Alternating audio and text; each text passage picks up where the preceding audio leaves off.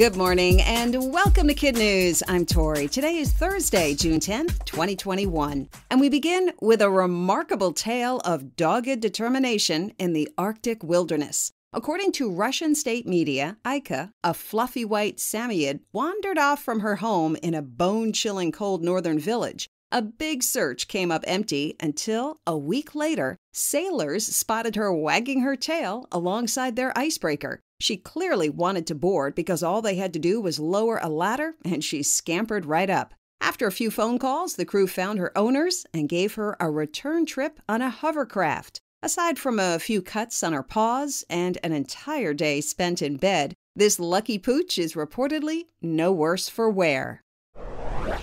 Kids may be one step closer to resuming their pre-pandemic activities. Today, medical experts who advise the U.S. Food and Drug Administration are meeting to discuss what safety guidelines should be required of vaccines given to those in grade school. On Tuesday, Pfizer announced that it will begin testing its shots on kids as young as 5, using a smaller dose than the one given to kids 12 and older. The results are expected by September, while some drug makers have hinted that babies as young as 6 months might be vaccinated in the fall. In the meantime, this week the CDC reported that more than 3.5 million tweens and teens between 12 and 15 have already received at least one shot, and that half the U.S. population over 12 has been fully vaccinated.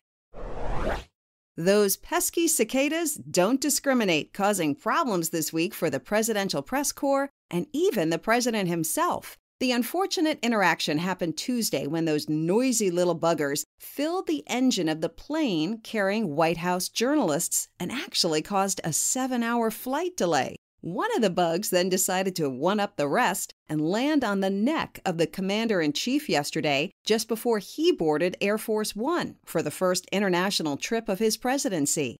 On his 8-day agenda, sit-downs with British Prime Minister Boris Johnson and Queen Elizabeth, a NATO summit in Brussels, and in Geneva, a much-anticipated face-to-face with Russian President Vladimir Putin, with whom Mr. Biden wishes to promote a more stable and predictable relationship. Leave it to a rookie to make a rookie mistake. The keep your eyes on the ball mantra begins in T-ball and is solid advice right up until the time you hit the ball. Then the next rule kicks in, forget the ball and run like crazy. Pittsburgh Pirates rookie third baseman Ke'Bryan Hayes nailed the first rule but forgot the second Tuesday night. In the first inning against the Dodgers, he blasted a pitch, but instead of focusing on his feet, he watched the ball all the way over the fence and missed touching first base. His homer didn't count, and the Pirates ended up losing the game 5-3. Speaking to reporters the next day, Hayes called the incident unfortunate and said he'll make sure that next time he remembers to look down and hit the bag.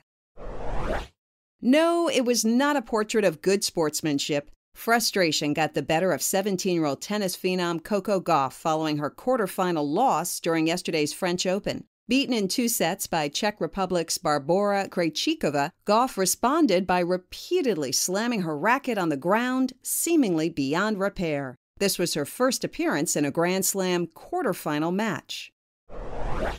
It turns out that Avengers Endgame did not spell the end for one of Marvel's most charming supervillains. 2 years and $3 billion after the blockbuster hit the theaters, Disney is attempting to transfer some of that Marvel magic to the small screen. Loki is a new limited series that picks up the story of Thor's evil brother right after he mysteriously disappeared in the last Avengers film. That's it for KidNuz. Now our KidNuz quiz. How long did a lost dog spend wandering the Arctic wilderness before being rescued by passing sailors?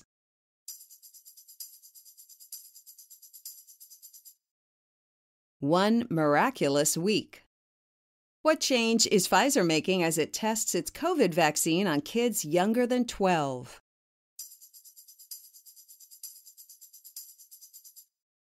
It will use smaller doses. What base did a Pittsburgh Pirates rookie miss after hitting a ball over the outfield fence?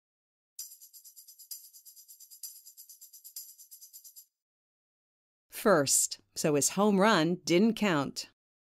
What Marvel villain has his own new series on Disney Plus?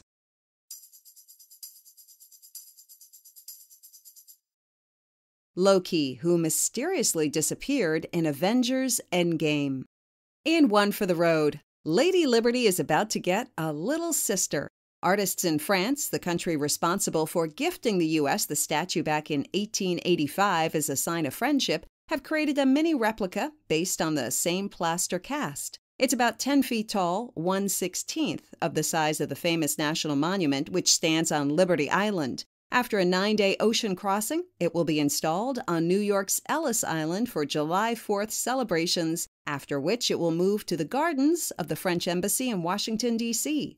Before we go, we want to give a big KidNuz shout out to some of our amazing teachers in their classrooms, starting with Mrs. Smith at Page Elementary in Middleville, Michigan, Miss Karina at Modern American School in Mexico City, Mexico, Mrs. Sully at St. Mary's Academy in the Dalles, Oregon, Mrs. Kaiser and her awesome and collaborative students at Meehan Elementary in Belvedere, Illinois, and Mrs. Peterman at Pope Elementary in Arlington, Texas. Go green and gold!